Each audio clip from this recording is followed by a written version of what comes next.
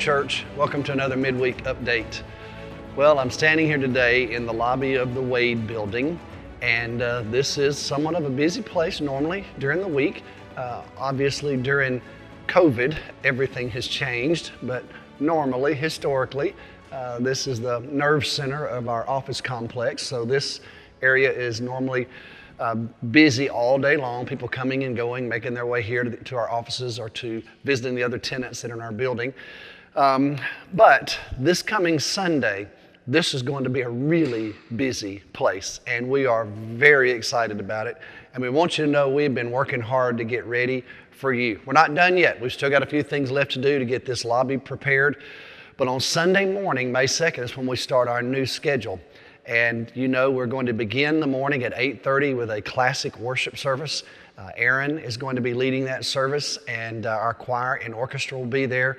I will be preaching, and really looking forward to reinstituting our traditional worship ministry in the life of our church. And I can promise you our volunteers are really excited about it. And then at 9:45, we're going to have, for the first time in many, many, many years at First Baptist Arlington, we're going back to that central unifying Sunday school Bible study hour. And so it's been a long time in the making. We've done a lot of work to get ready for it. We've analyzed our facilities. We believe that once everything across the street is open, once all of our main building is open, we will definitely have room. We'll have more education space than we've ever had in the history of our church. And so we believe we can accommodate growth, and we can accommodate the needs that we have in our Bible study ministry. And so I want to say a word of thanks to Kurt Grice and to all of our spiritual formation staff who have been working really hard to find places for all of our people who want to be on campus right now to study the Bible together and be in fellowship together. We've had to make all kinds of accommodations, but our team is hard at work to making sure that if you want to study the Bible on our campus on Sunday morning, we're trying our best to find a place for you. So our children's building will be fully open Sunday morning. Our student center will be fully open Sunday morning. And this building will be fully open on Sunday morning. And so I just want to remind you, as we make our way here, you'll come here to the lobby. There's going to be coffee and donuts. I want to say a word of thanks to Lori Allen and her team. Lori, just in particular, herself, has worked really hard to get ready for you. But we basically have taken the Wade building, surveyed it, analyzed it, looked at all of the spaces in the Wade building. Most of these spaces in the Wade building are offices. I think you know that. It was designed as a bank. So we're in a bank lobby. We've got bank offices, and you know we have modified them all over the building to satisfy the needs of the church and the tenants who are here. But we've taken pretty much every available space, and we are making it available for you for Bible study. So this is going to be a huge gathering area Sunday morning. We know that. I'm going to go ahead and ask you to, as I said last Saturday morning, to be scrappy, because these rooms weren't designed for Sunday school, and we're just kind of in a makeshift mode. So I want you to have kind of a mission church attitude when you show up and mindset. And also I want you to know that our staff, at our staff meeting yesterday, we just decided to prayer walk our campus. And so we split into groups. And we had numerous staff members that just made their way all over our campus. And we actually went to every single Sunday school class, Bible study room on our whole campus. And we prayed over them. We prayed for you. We prayed for the people who will be coming. We prayed for the leaders, for the teachers, and those who oversee each one of these departments and classes. We prayed for just whatever the Lord impressed upon us as individuals. I was in a group that we made our way through the Wade building first. That's where we started. But our staff members just felt impressed by God in different places to just pray for different things, depending on where they were on our campus. Then we all gathered back in the sanctuary, and we shared how we felt like God had led us during that prayer walk. And then we prayed over the sanctuary. We prayed for our worship services Sunday morning. Because when we gather for Bible study, many of you who are adults will be welcomed here. We've got young adults that are going to be meeting over in the preschool children's building, but most of our adults that gather for Bible study will be here. And so we're making ready for you. And I just want to encourage you to just come with an open mind and a gentle, patient spirit, and be glad and gracious toward one another, and grateful that we're able to provide anything right now with our buildings offline. We actually have kind of a catch-all class. We know there are some of you maybe that your class has been meeting on Zoom, and maybe you're hungry for just an in-person experience and your class is not yet ready to do that. Or it may be that you're not a part of a Bible study. Well, right here in Suite 120, this is going to be our catch-all class. And if you want to come study the Bible and you're not actually a part of a group, we'll welcome you to Suite 120 Sunday morning. Then, once the Bible study hour is over, at 11 o'clock, we will have our contemporary worship service. And Charlie is going to be leading that along with our contemporary worship ministry team, and I'll be preaching as well. And I can promise you those volunteers are really excited also to re-implement our contemporary worship ministry. So we've had an interesting journey during the pandemic season where we've all been together in that one worship service, whether it was broadcast online or whether you were able to attend in person. And now we're going to have two of them. They both will be broadcast online. So if you want to just experience that traditional worship and the classic worship service, well, that'll be available to you online each Sunday. If you're more drawn to the contemporary worship, well, that'll be available to you as well. And we hope that this unifying middle hour will be an opportunity for you either to serve or for you to be a part of a Bible study. So really looking forward to it. So let's be in prayer about it, and I hope to see you Sunday. Now, you know, we're reading through the book of Exodus together as a church family.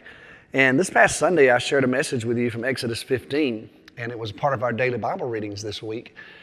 And it's an interesting page in our Bibles. I love Exodus 15 because on the one hand, the first 21 verses contains this beautiful poem and song that Moses and the children of Israel sang.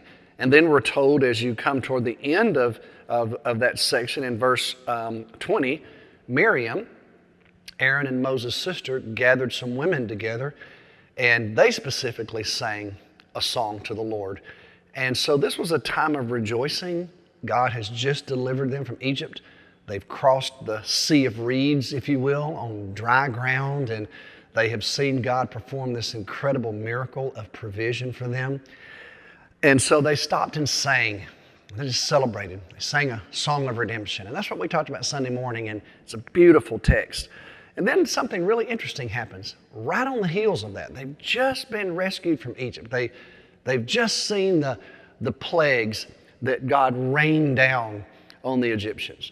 They've just experienced this miraculous expression of God's redemptive grace and judgment when they're rescued and they are able to cross the sea on dry ground, and then the Egyptian army chasing them is engulfed by the water as it crashes down on them, and they unmistakably know that God has delivered them.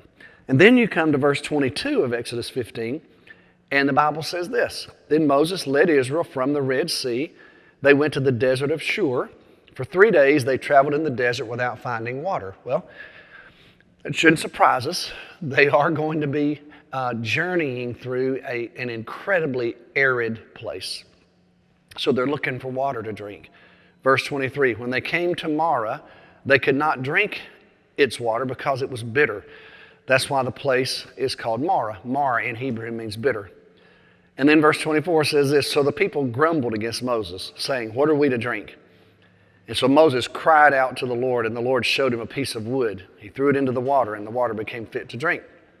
And there the Lord issued a ruling, an instruction for them, and put them to the test. He said, if you'll listen carefully to the Lord your God, do what's right in His eyes, if you pay attention to His commands, keep all His decrees, I will not bring on you any of the diseases I brought on the Egyptians, for I am the Lord who heals you.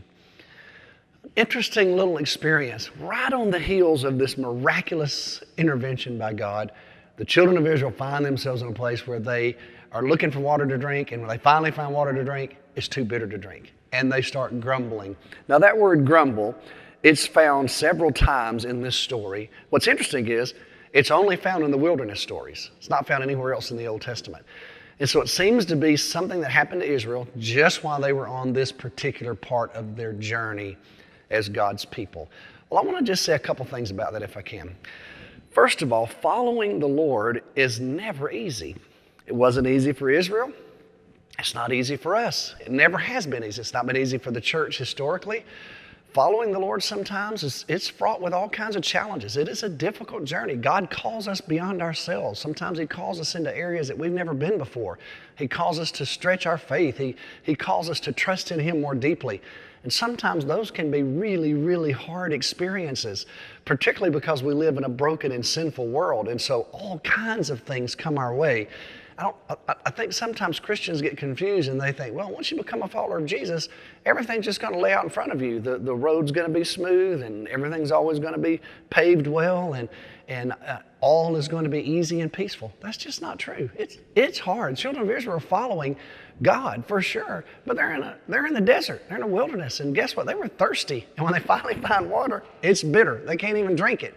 And guess what they do? They grumble.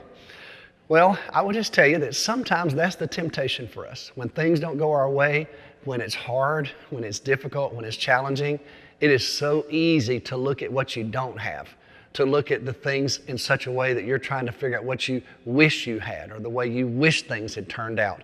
So I would just say this to you, the children of Israel are not the only ones who are tempted to grumble whenever something didn't go their way. We face the very same temptation. And I would just say to you right now, we're coming out of this pandemic. And there's just a lot of things have changed for us. In fact, I would tell you, we don't even really know yet what all's changed for us in our lives. It'll be a long time before we're able to really assess all of that.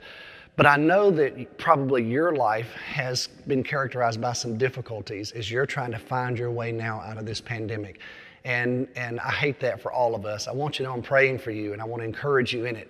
I also know that the temptation will be just to grumble in the midst of it. That's what Israel did. But here's the good news. God answered them. He answered them. He told Moses, he said, look, take this wood right here. It'll sweeten the water. And so God intervened once again and they were able to drink and they learned a lesson about God that day. So I hope you and I learn that same lesson together. When we come to those hard places, those bitter places in our lives where it seems like things aren't turning out the way we want them to, or the road in front of us isn't the way we would like for it to be, and the temptation is to just be frustrated and to grumble, well, you're in good company because God's people have been there many, many times. But I also want you to know, wait on God. You can do that. You can look to God to intervene in those moments and trust Him to bring the things into your life that will answer you in a way that only He can. And it may be that He keeps leading you on a path that's hard and difficult, but guess what? You won't be by yourself. He's there with you, and He can provide for you just like He did for Israel. That's what I'll be praying for you. That's what I'm praying for all of us as we emerge out of this pandemic. That's what I'm praying for our church as we make our way into the future, that we'll experience God's direct hand of blessing and provision. So with that said, I'm looking forward to Sunday and I'm excited about all that's about to unfold in front of us, and I hope you'll be able to be with us as well. So God bless you, and I hope to see you soon.